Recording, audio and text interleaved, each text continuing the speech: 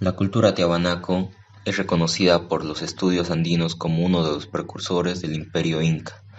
Lo más reconocido de su cultura fue su arquitectura como la Puerta del Sol y otras edificaciones más antiguas. Se desarrolló en el altiplano andino en lo que conocemos como la Meseta del Callao. Dominó partes de lo que hoy es Perú, Argentina, Chile y Bolivia en América del Sur durante muchos siglos. Sus orígenes se remontan en el período intermedio temprano 250 a.C., mientras que su decadencia está asociada al final del Horizonte Medio, 1000 después del Cristo. La ciudad capital se encuentra en la orilla sur del lago Titicaca, en la frontera entre Bolivia y Perú. La capital fue Tiahuanaco, que se encuentra en las cuencas del río Tiahuanacota y Catari, entre los 4200 y 3800 metros sobre el nivel del mar. Diferentes interpretaciones sobre lo que fue Tiahuanaco surgieron a través de los años. En el siglo XVI se recogieron mitos que identifican a Tiahuanaco como el lugar del origen de la humanidad y consideraron que allí se encontraban las raíces de la civilización sudamericana más conocida en la época, los incas. Fue entonces que Tiahuanaco quedó consolidado en el pensamiento de la época como uno de los sitios más importantes del mundo prehispánico.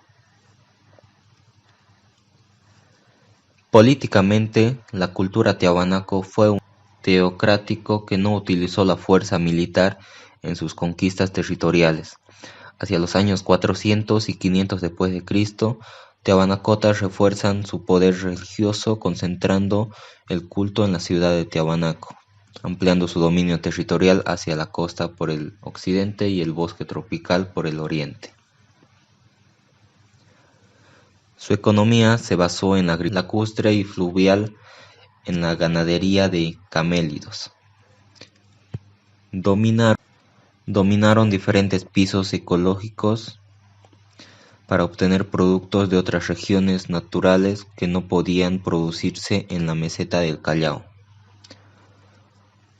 Alcanzaron una técnica agrícola como los iones o waru-waru, que permiten eliminar el agua sobrante y proteger a los cultivos de las heladas.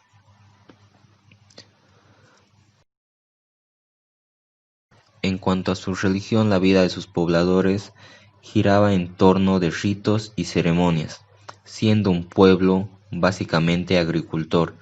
Divinizaban los fenómenos de naturaleza, las lluvias, los vientos, la nieve, etc. Pero con mayor importancia rendían culto a Huiracocha, el creador de todas las cosas, al sol por los beneficios que traía en sus cosechas y a la Pachamama, la madre tierra con quien tenían una relación muy fuerte, les cobijaba y les daba frutos para vivir. En cuanto a estudios realizados en Tiahuanaco durante el siglo XVI, varios diplomáticos, viajeros y científicos europeos visitaron Tiahuanaco, hicieron descripciones sobre el sitio arqueológico y enseñaron algunas interpretaciones tanto de su antigüedad como de su identidad.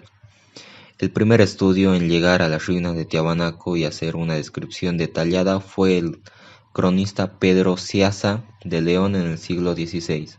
El primer arqueólogo en hacer análisis científico en Tiahuanaco fue el alemán Federico Max, a comienzos del siglo XX. Estudios posteriores renombrados de esta cultura han sido el boliviano Carlos Ponce, estadounidense Wendell Bennett, que en la década de 1930 propuso una cronología de la cultura tiahuanaco y también hizo una síntesis de la arqueología de Bolivia que sirvió de guía para trabajos posteriores. Entre los estudios recientes está un equipo científico que fue liderado por Christophe Dellaire, investigador del Centro de Arqueología Marítima de la Universidad de Oxford y de la Universidad Libre de Bruselas. Este estudio se realizó en el arrecife de Coa, en las cercanías de la orilla noroeste de la Isla del Sol. Este arrecife se localiza en un lugar estratégico casi en el mismo centro geográfico del lago y por tanto fue estratégico en términos de consolidar el control geopolítico de la región en su conjunto, algo que solamente Tiahuanaco podía hacer. La mayor parte de los hallazgos corresponden al periodo de expansión y consolidación del estado de Tiahuanaco. Entre las ofrendas están un gran número de piezas de oro, incensarios de cerámica con forma de puma, un animal sagrado, así como unas miniaturas de conchas y piedras preciosas. Este hallazgo permite vislumbrar que las élites de Tiahuanaco estaban realizando ofrendas costosas en el centro del lago, posiblemente vinculadas a la sacralización de la Isla del Sol como lugar objetivo de peregrinaje. También varios estudios sugieren que el colapso de Tiahuanaco se debió al deterioro de las condiciones climáticas y ambientales que generaron pérdidas en el sistema de producción agrícola.